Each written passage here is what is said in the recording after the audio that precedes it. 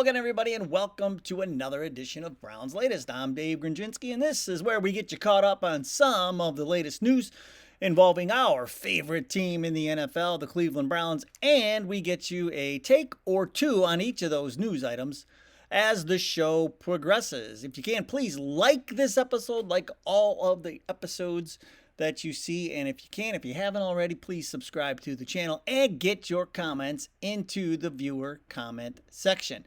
So today, minicamp begins, and on today's show, we're going to tell you 3 things that you should watch for as the whole week unfolds. Also, if the Browns don't start turning things around, could this be Kevin Stefanski's last minicamp in Cleveland? A former Browns running back says absolutely no way. We'll also address what might be Shedeur Sanders' early edge in the quarterback battle as minicamp begins. And in the viewer comments, one viewer thinks the draft day trade the Browns made with the Jaguars might go down in history as Andrew Berry's best with the team. We're going to sort all of that out. And before we get going, though, folks, I just want to thank everybody who wished my dad a happy birthday yesterday. Got to say, too, it's going to be very strange to see Nick Chubb in a Texans uniform. And apparently, Pittsburgh now involved in the trade talks with Atlanta and Kyle Pitts. But from what we're hearing now, Atlanta's kind of pulling back on the talk of giving him up. So I don't know. My dream of bringing Kyle Pitts here may not happen after all, but everybody's eyes today are on Berea, where the mandatory minicamp begins today. Let's kind of break it down for you step by step. The minicamp will last today, tomorrow, and Thursday. A little different. Remember last week, it was, the OTAs, we had the 2 days and then an off day, and then they came back on Friday. This is a little different. They're going straight through, and the media will be out there all 3 days. And then next week, we'll have another set of OTAs the week of June 16th. But think of the mini camp as, you're going to see a lot of the same things you saw in OTAs, but obviously the competition gets a little fiercer with the veterans out there. Everybody now trying to make their presence felt as they get out to Berea. But you'll see a lot of the same things like 7-on-7s, 11-on-11s, things like that, but just a little more intense. And so what does all this mean? So what do we need to pay attention to this week? All right, here's what I think we should be looking at. Watch the quarterback reps, right? Now, minicamp is going to allow for a real-time 3-day view into the process for all 4 of the quarterbacks. It's not just about like how they look throughout the minicamp, but this is going to be about like the structure and the format on the field and how it all evolves over time. It's like the total package. It's like the precursor to training camp, which is the precursor, obviously, to, the preseason games and then the regular season, and with Joe Flacco's experience, he has to have the edge right now among all the quarterbacks. And obviously Shedeur Sanders has shown his ability, his timing and accuracy has shown through in the OTAs, but many believe still that Kenny Pickett has a chance to win the job because he fits the system. He has NFL experience, and he's just significantly younger than Flacco. And then we need to figure out this week, where does Dylan Gabriel fit in all this? We know the Browns liked him. They took him in the 3rd round, but so far, everybody, nobody's been wowed by him since he's, in the OTA. So it'll be interesting to see where that goes. So there is a lot to sort out with the quarterback situation beginning this week. Also, Myles Garrett back on the field after getting his bag. He's expected to talk at some point. It could be today. We'll find out. But I just want to see how he approaches this whole thing now that he is the highest paid defensive end in the league. And, after everything he said, let's see how he puts it all behind him. And I'm sorry, but I can't let go of this Deontay Johnson thing, man. I want to see if he's going to show out right away, man. He's got to ball out. He better impress us relatively quickly, in my mind. If he just missing OTAs was a thing for me. It just was a thing. Okay, Kevin Stefanski starting his 6th minicamp today. This is already, he's been around for a while, folks. Let's run down the stats for you. Kevin Stefanski, hired as the 18th full-time head coach, which that was like, when you think back to all the years the Browns have been around, 18th full-time head coach only. Well, I guess we got that because we seemed like we were going through head coaches like socks there for a while.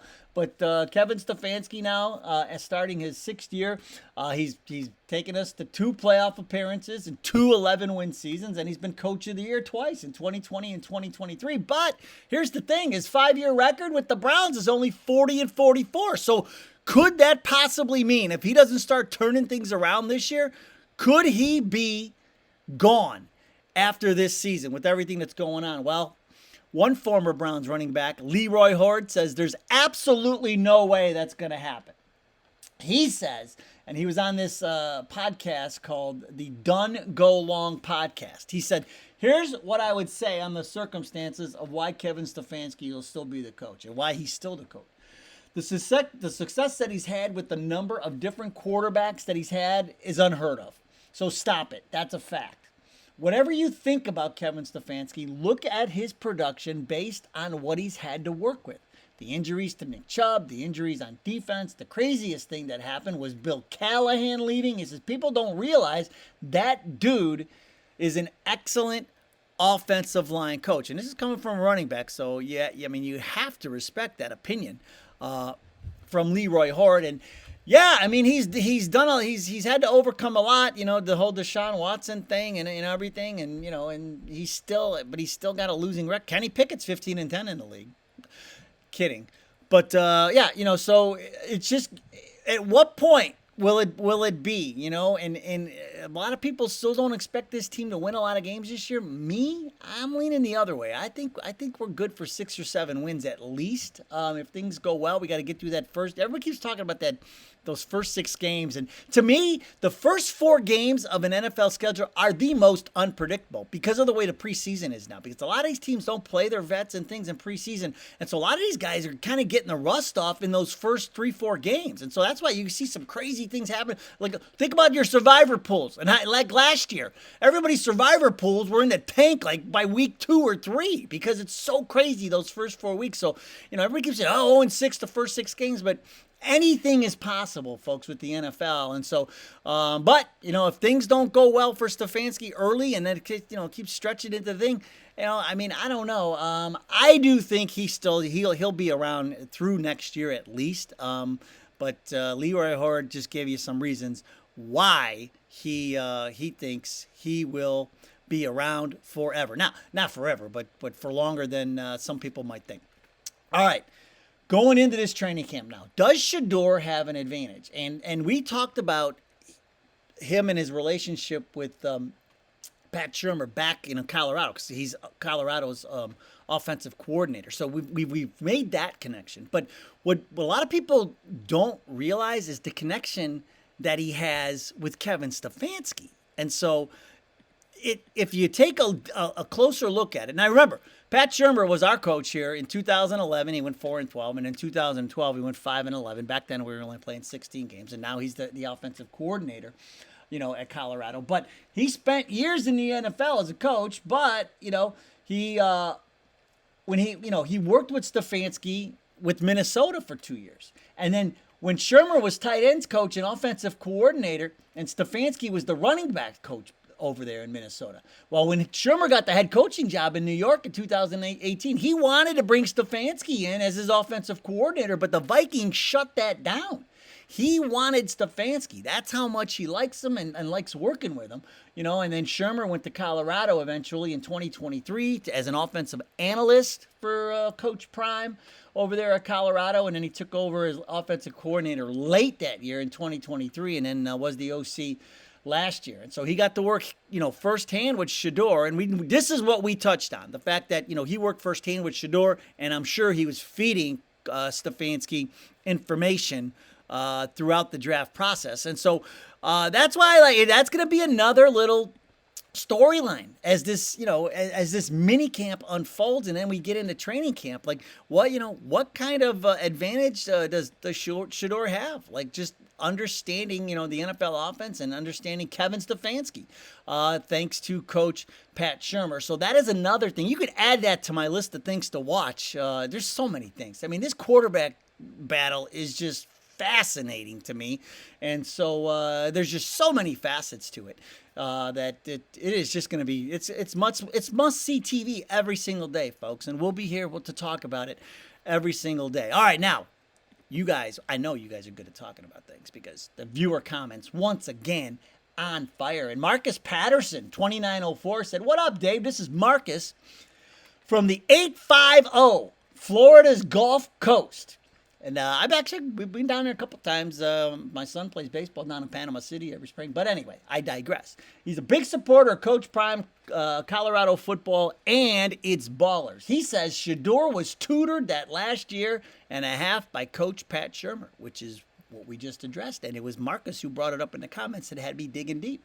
And he said he has plenty of NFL experience. We just went over that. And he says, that will tell you all you need to know about where Shedeur will land. So he thinks that advantage is going to eventually get, Shedeur climbing that pecking order. And he says, I remember when it was Bernie Kosar lighting it up. He says, Shedeur will do the same. Mark it down. And so it remains to be seen. But, I do have to say, I think it has to have some type of advantage for Shedeur to have, that experience with Coach Shurmur. John Gerard, 7226, says, so Graham, Judkins, and the first next year from the Jags will be top 10. He says, turn that into Jeremiah Smith. Well, we can't do it next year because Smith won't be out until 2027. He says he's better than Hunter already. He's like the Browns saw Hunter as a wide receiver, and Smith is already the better receiver. This will definitely be a great trade for the Browns. Yeah, eventually it remains to be seen. I want Jeremiah Smith as bad as you do, John Gerard, but he can't come out until 2027. And so, but he's saying this trade is going to work out great for the Browns, and we will see. We shall see what will happen. Sean Williams, 2268. I love it when the Pittsburgh Steelers fans say nice things about the Browns, as does Sean Williams, who says, I'm a devoted fan of the Steelers and have a strong dislike for the Browns. That's not the nice thing. However, my primary interest lies with Shedeur. I made it a point to watch every game he's played, some of which I attended in person. He says Shedeur possesses remarkable talent and exemplifies the qualities of a winner, which lead me to regret that the Steelers did not select him in the draft. Nonetheless, I plan to attend the upcoming Steelers-Browns game. If he plays, despite my loyalty to the Steelers, I will express support for Shedeur during the game. And everybody keeps saying, Pittsburgh and New Orleans, both of them blew it. I don't care. We got him. Thank God he fell to us. I still, again, over the weekend, talking to people, talking to Browns fans, still haven't found anybody to tell me that Dillon Gabriel in the third-round pick made any sense. So I'm still looking, though, folks. I'm still looking, and when I do find somebody, I will be the first. You'll be the first to know. I'll let you know. All right, we'll end on this. This is just a great YouTube handle. The YouTube handle is, I couldn't think of a cool name. 689. He said, I don't understand why people think Shedeur will be traded. He said the entire league passed on him 5 times. Who's going to trade for him? I really hope this kid is the future quarterback for the Browns.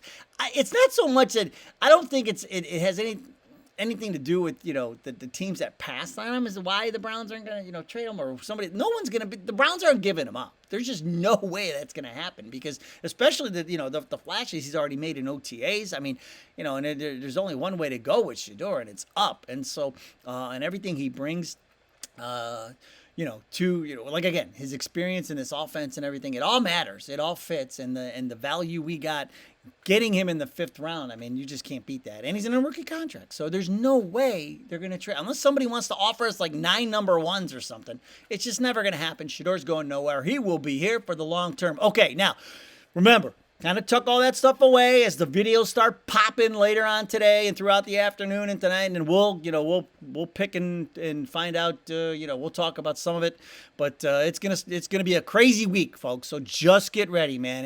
There's gonna be so many videos and so many opinions and so many things popping on this quarterback situation that your head will be spinning probably by tonight. So just get ready for it. But we'll be back tomorrow to break some of it down. All right, folks. Thanks for joining us today on Browns Latest. Go Browns! We'll see you next time.